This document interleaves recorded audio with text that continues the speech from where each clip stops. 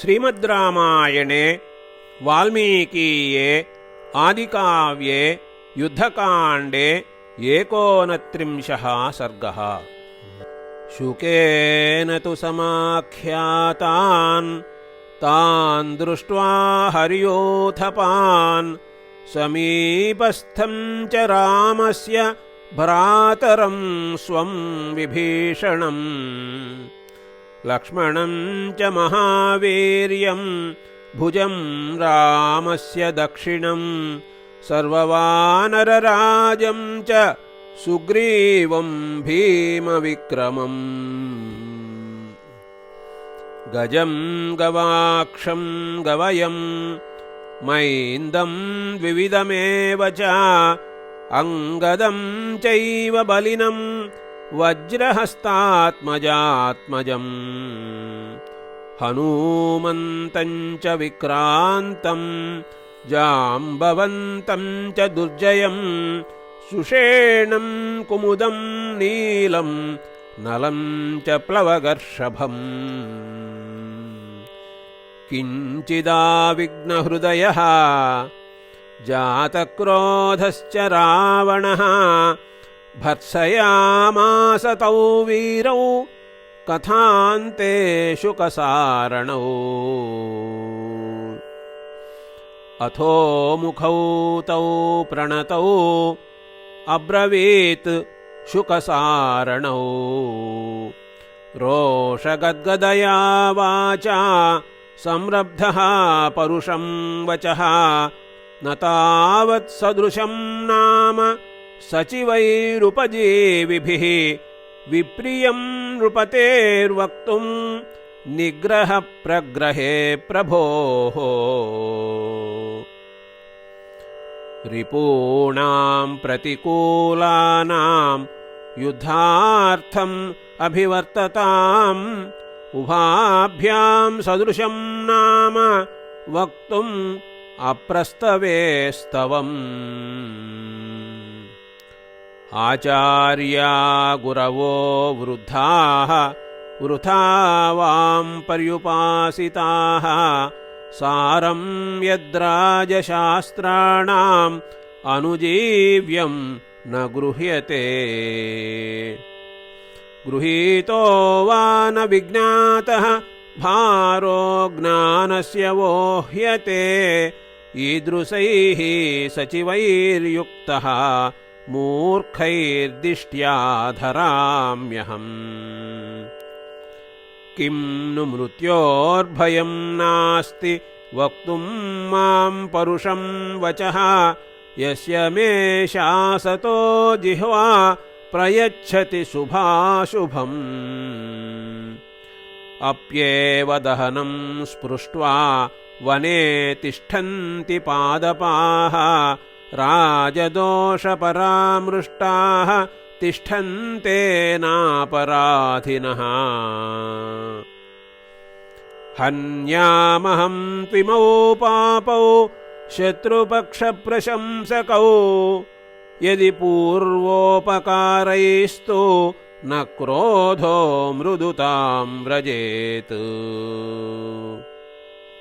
अपध्वंसत गच्छध्वं सन्निकर्षादितो मम न हि वां हन्तुमिच्छामि स्मराम्युपकृतानि वाम्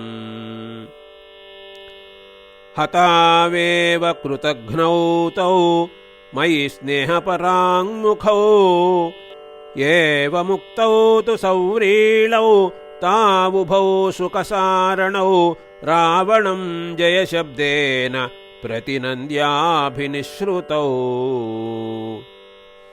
अब्रवीत्तु दशग्रीवः समीपस्थं महोदरम् उपस्थापय मे शीघ्रं चारान्नीतिविशारदान् महोदरस्तथोक्तस्तु शीघ्रम् आज्ञापयच्चरान्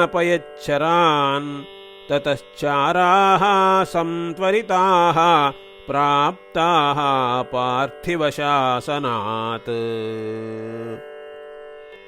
उपस्थिताः प्राञ्जलयः वर्धयित्वा जयाशिषा तानब्रवीत्ततो वाक्यं रावणो राक्षसाधिपः।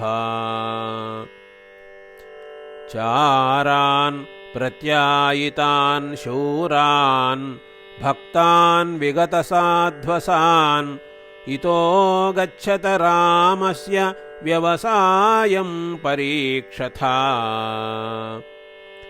मन्त्रिष्वभ्यन्तरायेस्य प्रीत्या तेन समागताः कथं स्वपिति जागर्ति किमन्यच्च करिष्यति। विज्ञाय निपुणं सर्वम् आगन्तव्यमशेषतः। चारेण विदितः शत्रुः पंडितैर्वसुधाधिपैः युद्धे स्वल्पेन यत्नेन समासाद्य निरस्यते। चारास्तु ते तथेत्युक्त्वा प्रहृष्टा राक्षसेश्वरम् शार्दूलमग्रतः कृत्वा ततश्चक्रुः प्रदक्षिणम्। ततस्ते तं महात्मानं चारा राक्षससत्तमं कृत्वा प्रदक्षिणं जग्मुः यत्र रामः स लक्ष्मणः। ते सुवेलस्य शैलस्य समीपे रामलक्ष्मणौ प्रच्छन्ना ददृशुर्गत्वा स सुग्रीवविभीषणौ। प्रेक्षमाणाश्च मूंताञ्च बभूवुर्भयविक्लबाः ते तु धर्मात्मना दृष्टाः राक्षसेन्द्रेण राक्षसाः। विभीषणेन तत्रस्थाः निगृहीता यदृच्छया शार्दूलोग्राहितस्त्वेकः पापोऽयमिति राक्षसः। मोचितः सोऽपि रामेण वध्यमानः प्लवङ्गमैः आनृशंस्येन रामस्य मोचिता राक्षसाः परे।